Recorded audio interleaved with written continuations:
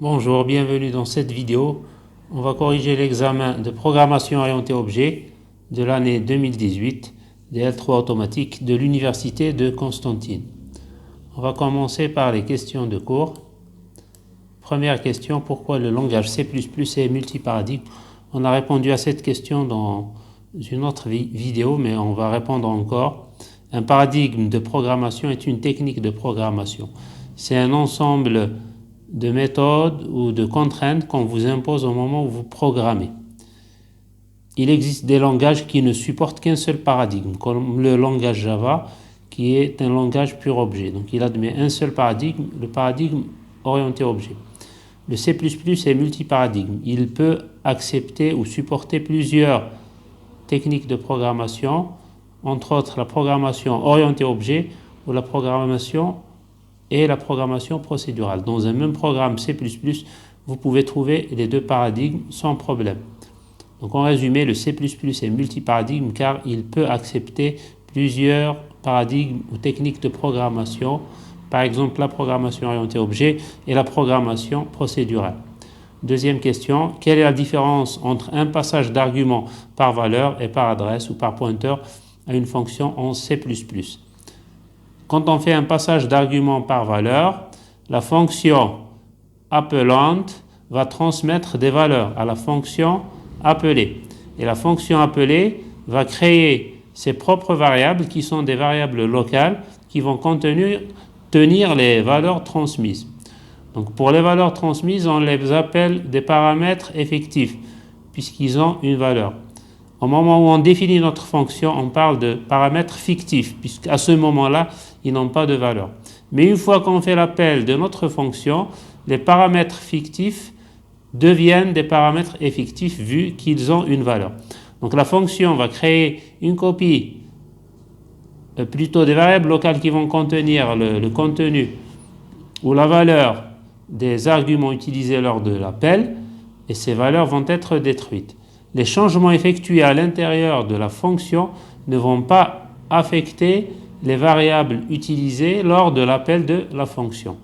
Par exemple, si vous déclarez des variables a et b et que vous appelez une fonction sum en utilisant a et b dans le main et que dans votre fonction principale vous utilisez x et y comme paramètres, les variables a et b ne vont pas changer si un traitement est effectué sur les variables a et b dans la fonction sum.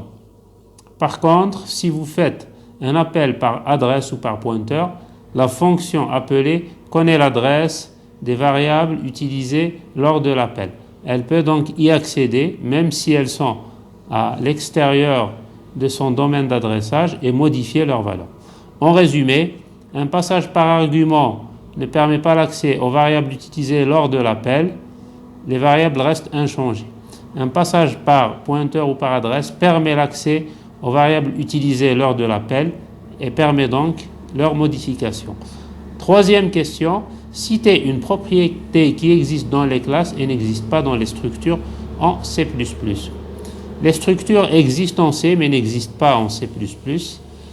Les classes sont un concept de la programmation orientée objet. Ils permettent de regrouper en une seule entité les traitements et les données. Aussi, on peut donner des étiquettes de protection aux données. Donc une donnée peut être accessible de l'extérieur ou pas en fonction de l'étiquette qu'on lui donne. Si elle est privée, elle n'est pas accessible. Si elle est publique, elle est accessible. Donc une différence possible entre les classes et les structures est la protection des données. Dans les structures, il n'existe pas de protection des données. Dans les classes, il existe une protection des données. Quatrième question, citez 3 fondements de la programmation orientée objet. Là, on demande juste de les citer sans les expliquer. Les 3 fondements sont bien sûr ceux dont on vient d'évoquer, la protection des données, qu'on appelle l'encapsulation.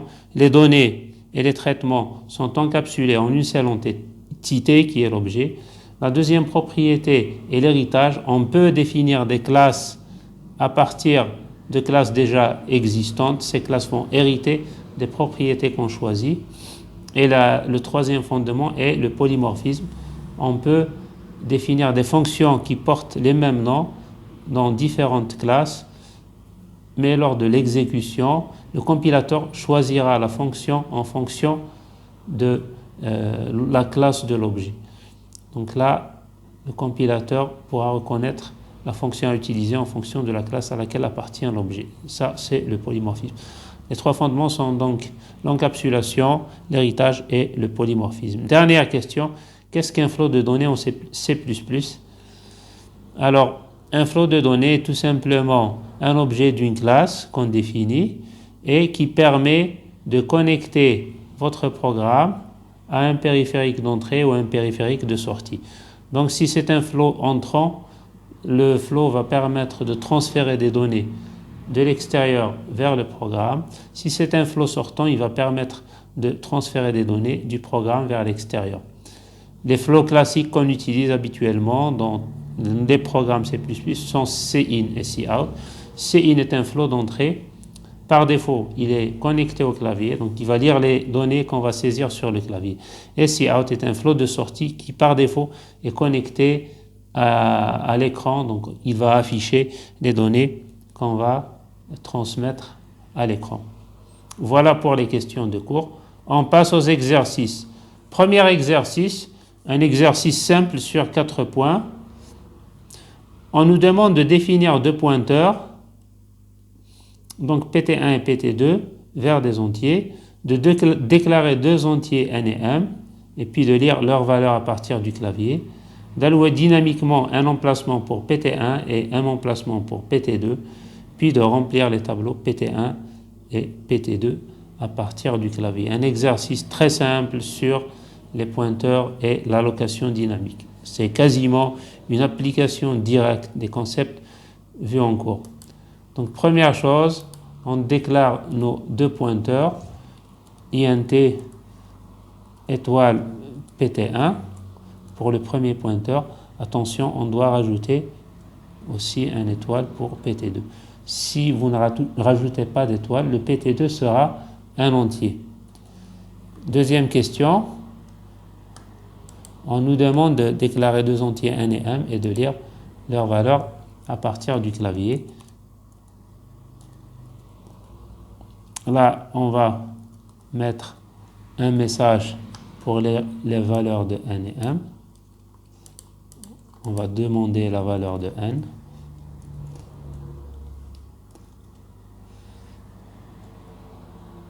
Et puis on va lire la valeur de n.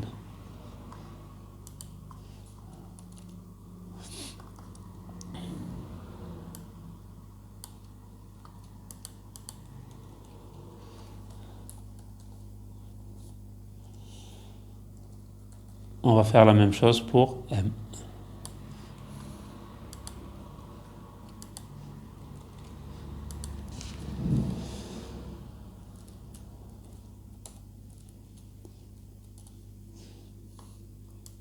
Troisième question. Donc, allouer dynamiquement n et m pour PT1 et PT2 respectivement. Alors ici, c'est un exemple. On ne connaît pas la valeur de l'espace à allouer jusqu'au moment de l'exécution. Donc, pour allouer de l'espace, vous écrivez le nom de votre pointeur. Et là, on utilise le mot réservé new pour l'allocation dynamique. On donne le type vers lequel on pointe. Et entre crochets, on donne la taille qu'on souhaite réserver. On va faire la même chose pour PT2.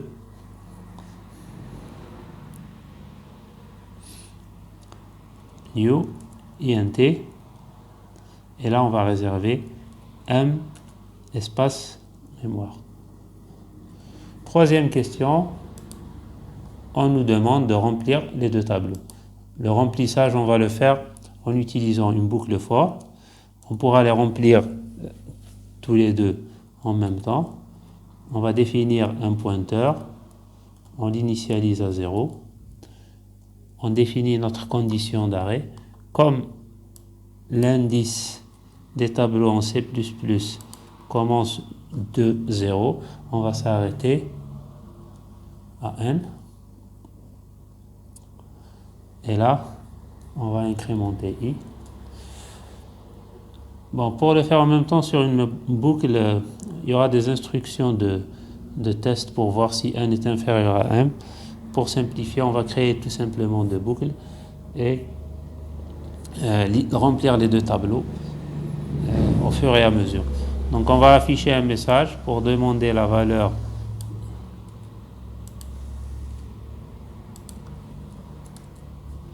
de PT1 d'indice I.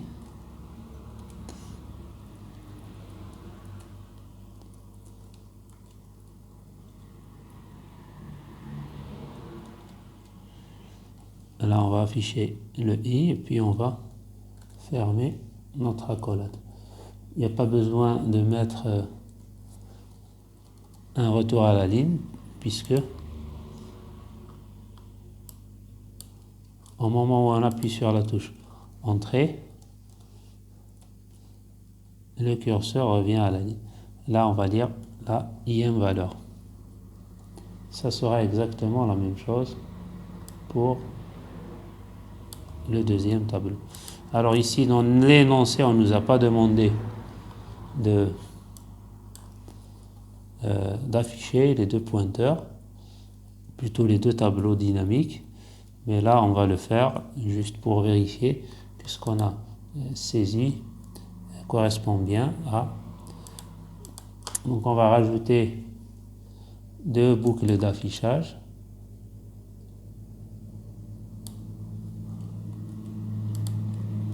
Alors là, on va tout simplement mettre un cout.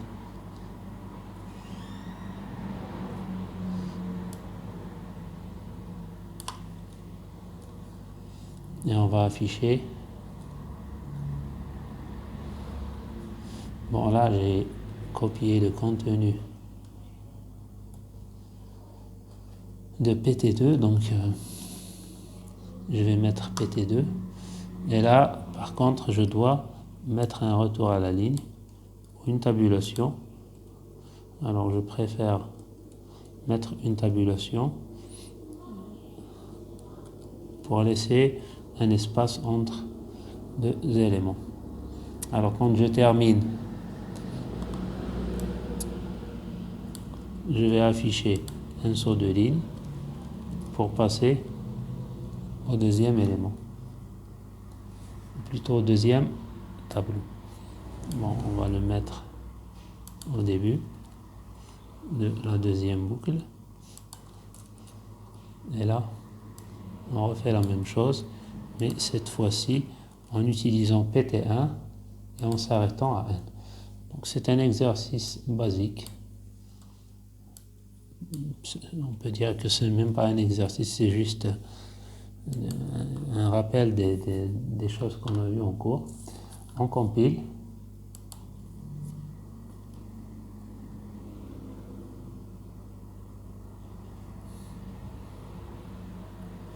Alors là, il y a une erreur. Donc il nous dit que dans CIN, on va voir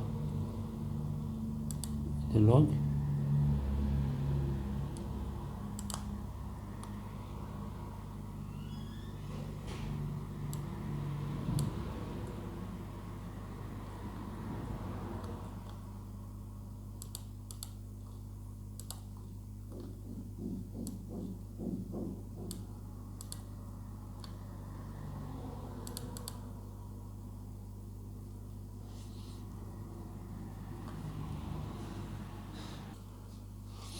Alors on s'est trompé dans le sens des flèches. Bien sûr, pour le CIN, ce sera dans le sens inverse.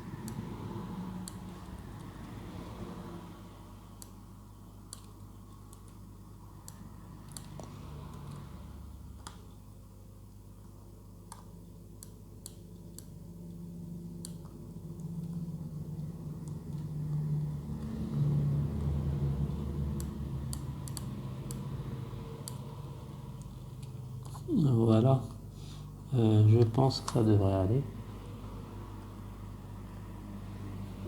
Donc on enlève le log et on recompile.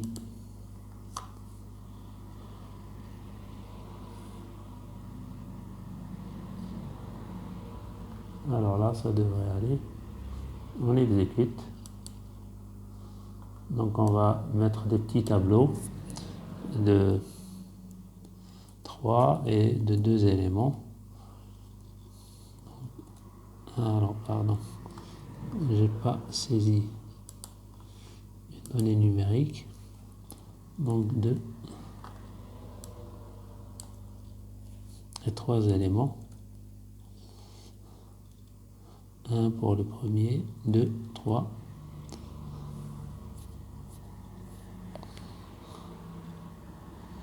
Quatre, 5. Voilà. Donc le premier élément, ou PT1 comporte 2 éléments, 1 et 2. Et PT2 comporte 3, 4 et 5. Donc voilà pour le premier.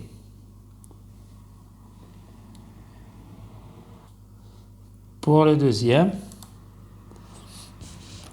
le but de cet exercice est d'écrire une fonction qui calcule l'exponentielle d'un réel sans utiliser la bibliothèque mathématique. En fait, on va faire un développement limité. Tout au long de cet exercice, il n'est pas autorisé d'utiliser la bibliothèque mathématique math.h qui possède la fonction exponentielle. Il est demandé d'écrire un programme qui comporte la déclaration, la définition des fonctions, puis le programme principal qui teste ces fonctions. Il est demandé de respecter exactement le nom des variables. Donc première question, écrire la déclaration et la définition d'une fonction C++ puissance. La fonction reçoit 2 arguments, x et un entier i. Elle renvoie le résultat x puissance i. Donc x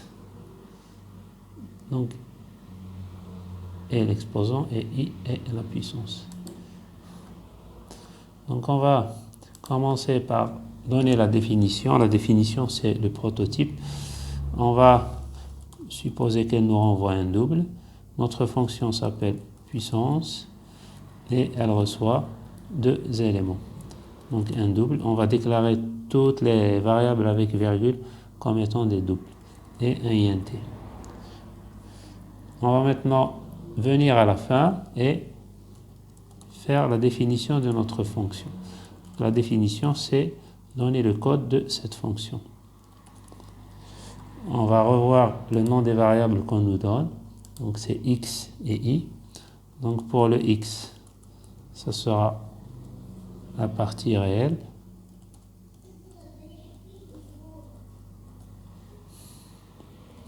Donc on va commencer par étudier les cas spéciaux.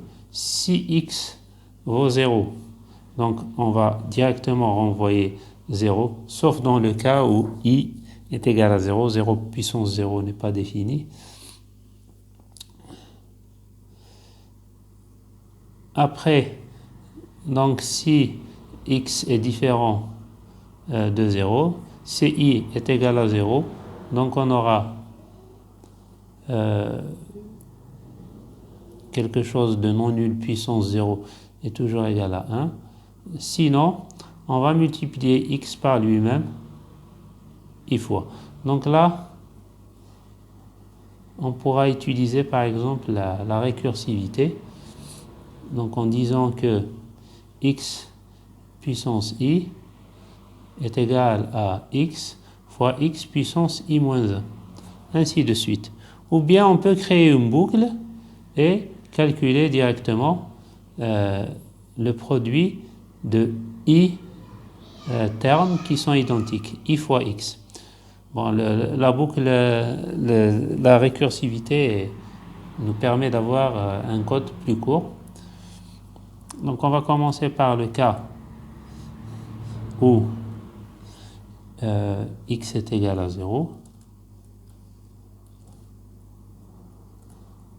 Donc on va écrire return directement 0. Alors ici, en toute rigueur, on devrait faire le test si i n'est pas égal à 0. Donc i différent de 0, return 0, else, sinon, on va écrire un message d'erreur. on va tout simplement quitter. Et avant ça, bon, on peut l'inclure dans le message, mais là, on va écrire par exemple erreur.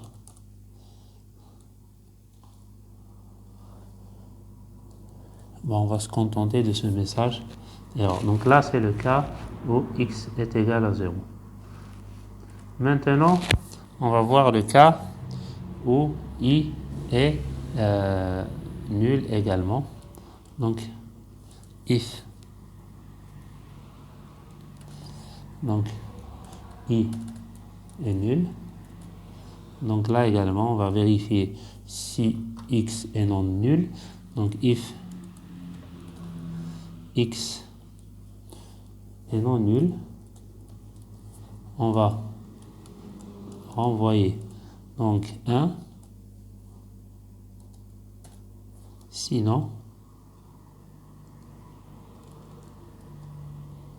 si x est nul, on va afficher un message et on va sortir de notre programme. Donc là, on a traité les deux cas.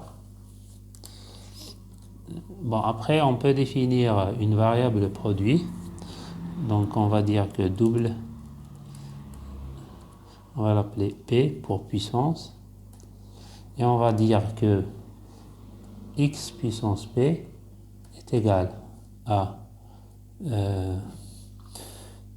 x puissance I, donc est égal à x multiplié par x puissance I moins 1.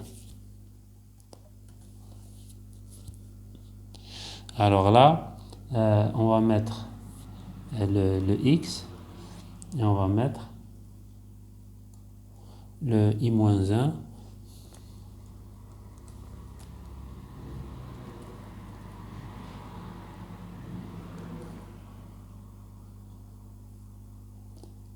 et là, on va lui demander de nous renvoyer ça.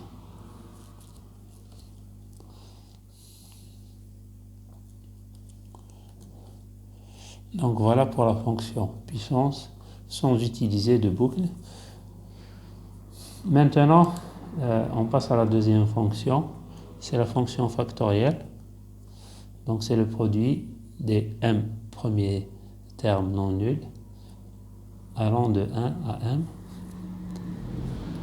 Donc là, l'argument c'est m, c'est une fonction qui reçoit un seul argument. Donc là, on va supposer que son retour est un réel, plutôt un entier. Pour avoir une large plage de variation, on va utiliser donc là le type entier qui comporte le plus d'octets, c'est langue. Voilà, langue. On peut mettre langue ou langue int.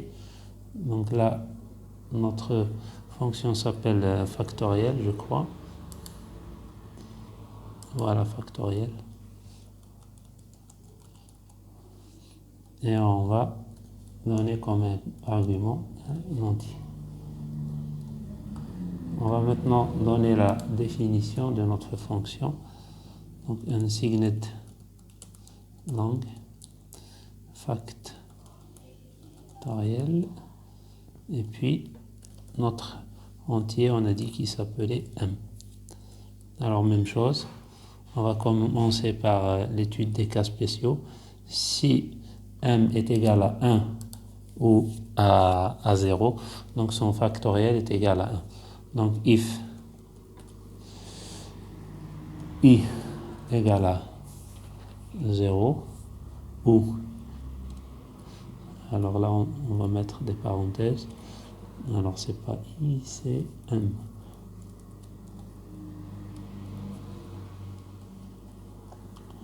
I, alors pourquoi j'écris i?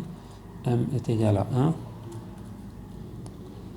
Donc là, on va renvoyer directement 1.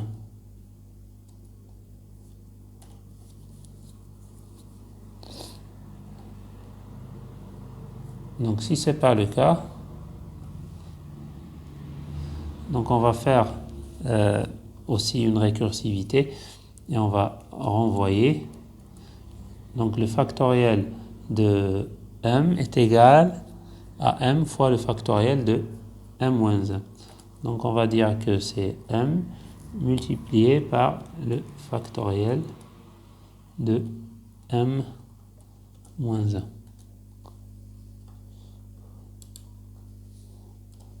Voilà.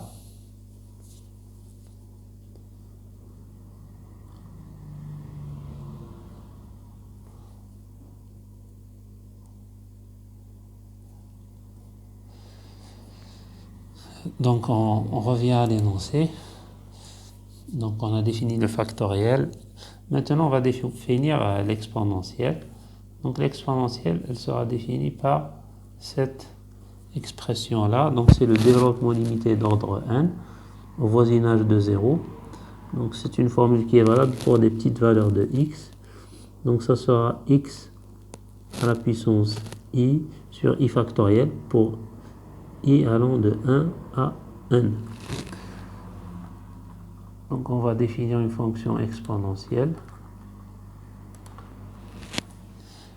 Toujours, donc elle recevra un double et nous renvoiera un double. On va l'appeler exponentielle. Et elle va recevoir également un double. On va maintenant donner sa définition. Donc un double en retour. Elle s'appelle exponentielle. Et elle reçoit un argument, un double également. Alors ici, l'exponentielle sera une somme.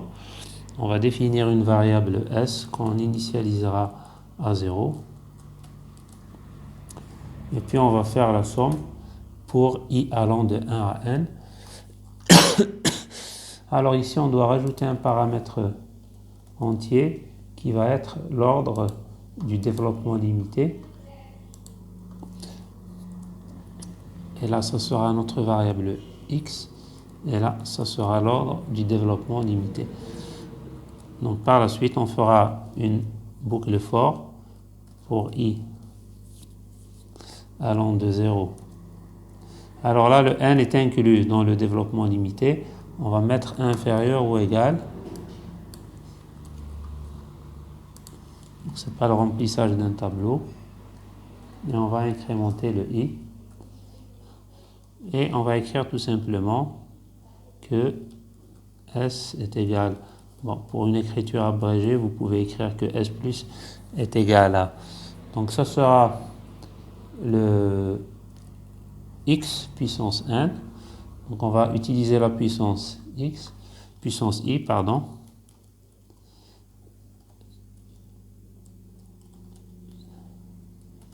Qui sera donc divisé par factoriel de i. Voilà. Donc voilà pour la fonction puissance. Donc on va revenir à notre programme principal. On va définir une variable n pour l'ordre du développement limité. On va définir une variable x pour laquelle on va calculer l'exponentielle. Et là, on va tout simplement afficher l'exponentielle de x. On va donner des valeurs à partir du clavier. Donc on va lire la valeur de x.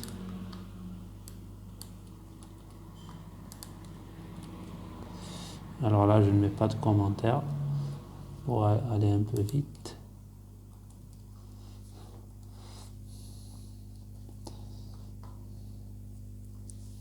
Et là, on va afficher x puissance n.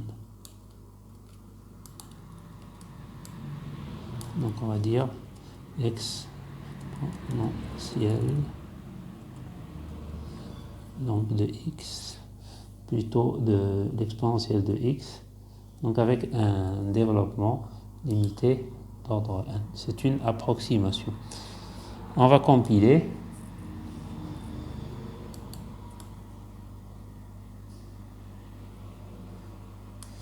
Alors, la fonction exit.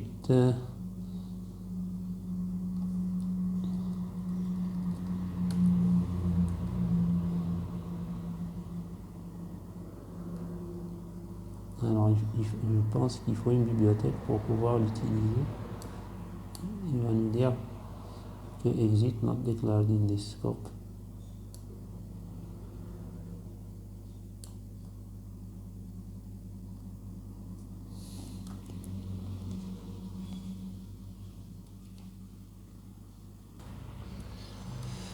Il me semble que c'est la bibliothèque standard qui contient cette fonction.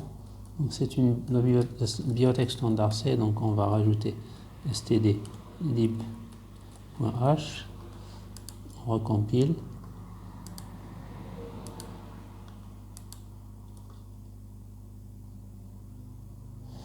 Alors là, on doit donner une valeur pour la sortie 1 par exemple. C'est le code d'erreur en fait. Là également.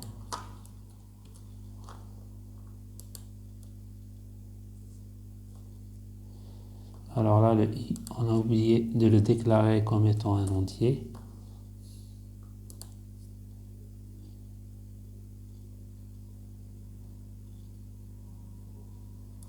Alors ça se compile.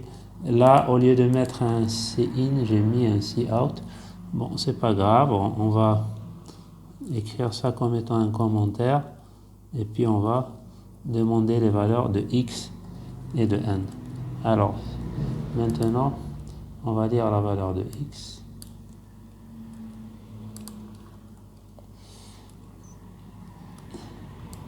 On va lire la valeur de n.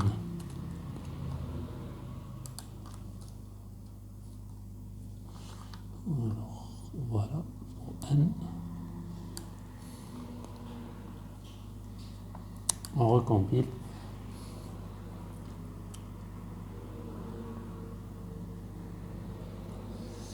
Voilà, ça semble marcher. On exécute.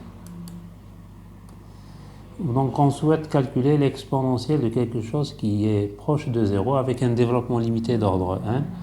Donc on va dire 0,1 et on va le faire par exemple à l'ordre 10. Alors là, il nous dit not a number.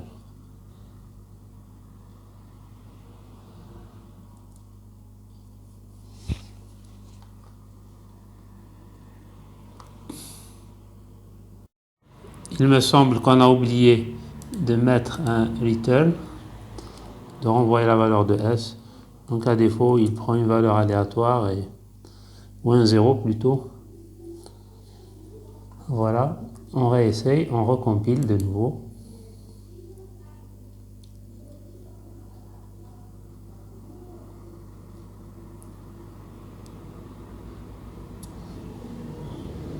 On exécute. On va essayer de calculer l'exponentielle de 1.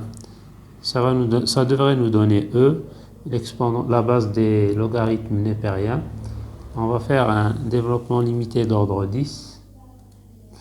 Voilà, effectivement, donc c'est la valeur de E, 2,7182. Donc même avec 2 chiffres après la virgule, même 3 chiffres, donc on a une bonne approximation. Voilà pour le deuxième exercice.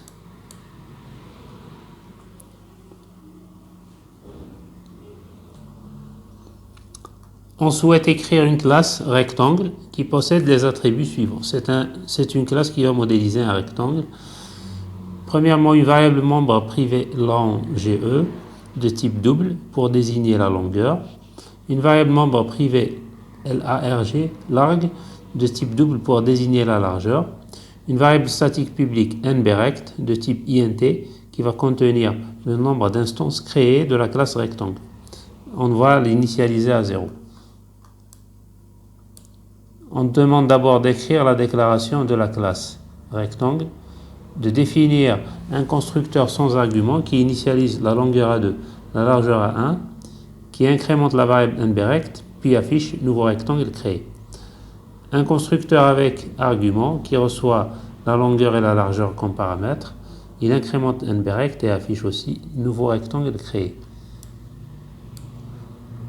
On souhaite également définir une méthode surface qui renvoie la surface du rectangle, le produit de la longueur fois la largeur, et puis un programme de test qui va nous créer donc deux objets, R1 avec le constructeur sans argument, R2 avec le constructeur avec argument, une largeur de 5, une longueur de 5, pardon, une largeur de 2, d'afficher les surfaces des deux rectangles et puis d'afficher le nombre de rectangles créés. Donc un exercice très classique sur les classes. On va commencer par déclarer la classe rectangle avec le mot-clé classe. Notre classe s'appelle rectangle. Elle va comporter deux variables membres. Donc elles sont toutes les deux privées, l'enjeu et LARG, donc de type double. Alors on va écrire private, même si par défaut elles seront privées. Elles sont de type double, la longueur et la largeur. Alors je vérifie juste s'il y a un E dans l'arbre. On doit toujours respecter le nom qu'on nous a demandé. Tout ce qui viendra par la suite sera public.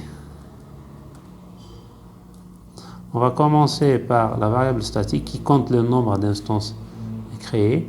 Donc pour la déclarer, c'est le mot-clé statique. Son type est entier et elle s'appelle nBrect, nombre de rectangles. On ne va pas l'initialiser à l'intérieur, mais à l'extérieur de la classe. Donc pour son initialisation, on donne son type, le nom complet, c'est-à-dire le nom de la classe rectangle, 4 points, le nom de la variable, nBrect, et puis la valeur initiale, ici, 0. Le constructeur sans argument, il n'a pas de type de retour, et il porte le même nom que la classe. On va également le définir à l'extérieur, le nom de la classe rectangle, le nom du constructeur rectangle. Alors on va revenir à l'énoncé pour voir ce qu'il fait.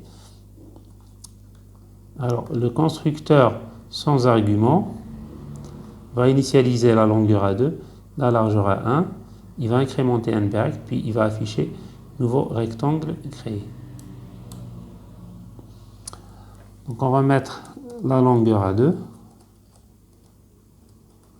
la largeur à 1, on va incrémenter nBrect, et puis on va afficher le message nouveau rectangle créé.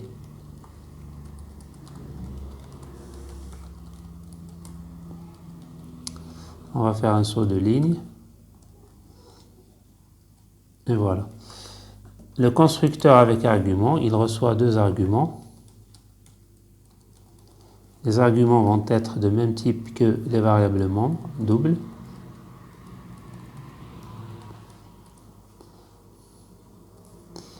On va le définir à l'extérieur. Pour gagner un peu de temps, on va copier le constructeur sans argument. Alors là, on va donner les mêmes noms, et puis on va utiliser le pointeur 10. Donc pour la longueur, on va utiliser l'enjeu. Et pour la largeur, on va utiliser LARG. Voilà. Alors ici, on sait que la classe va recevoir en argument caché un pointeur vers l'objet, plutôt le constructeur va recevoir en argument caché un pointeur 10 qui pointe vers l'objet courant. Et là, on va dire que la valeur du champ longe, c'est le paramètre qu'on donne ici. Alors ici, ça permet de distinguer entre ce paramètre qui écrase au fait la variable membre et celui qui existe déjà. On va faire la même chose, mais avec la largeur.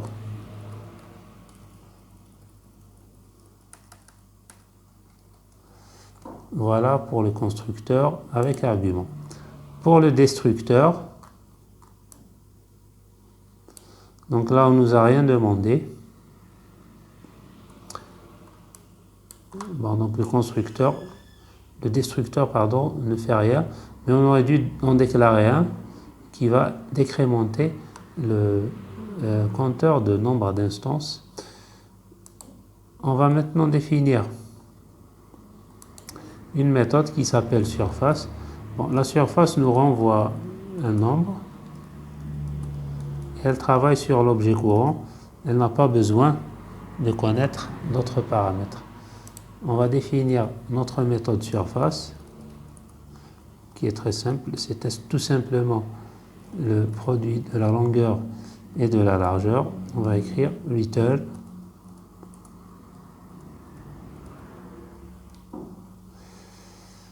l'enjeu multiplié par l'arg. Voilà. On a terminé nos déclarations. On revient au programme principal. Donc R1 est un constructeur est obtenu avec constructeur sans argument, et R2 donc avec constructeur avec argument 5 et 2. Donc pour R1 on va tout simplement écrire rectangle R1, et pour le deuxième on va écrire rectangle R2, donc 5 pour la longueur et 2 pour la largeur. Et maintenant, on doit afficher les surfaces de R1 et de R2 en utilisant la méthode surface. Donc ça sera le nom de l'objet, point, le nom de la méthode. Et là, comme elle n'a pas d'argument, on ne met rien. On saute la ligne. On fait la même chose pour R2. Donc là, ça sera R1. Et là, ça sera R2. On termine en affichant la variable statique.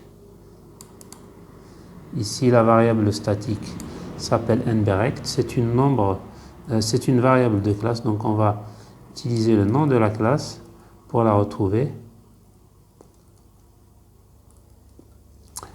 Voilà. Donc, ce qui termine notre programme. On compile.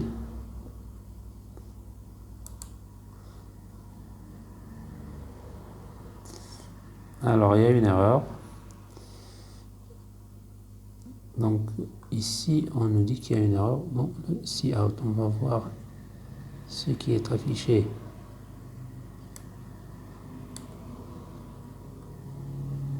Donc, il nous dit que l'enjeu est large. Ou que cout was not declared in this scope.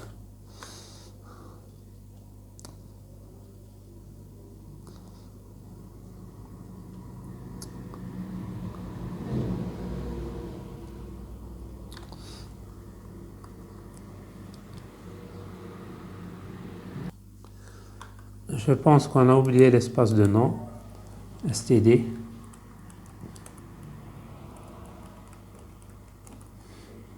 Bon, en fait, c'est parce que j'ai raché, c'est le fichier sur lequel j'ai travaillé tout à l'heure.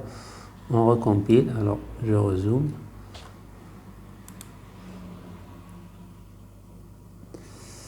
Alors là, il nous dit qu'il y a une erreur dans la fonction surface. Effectivement, on a oublié de donner le nom complet, qui est le nom de la classe rectangle. Voilà, on recompile.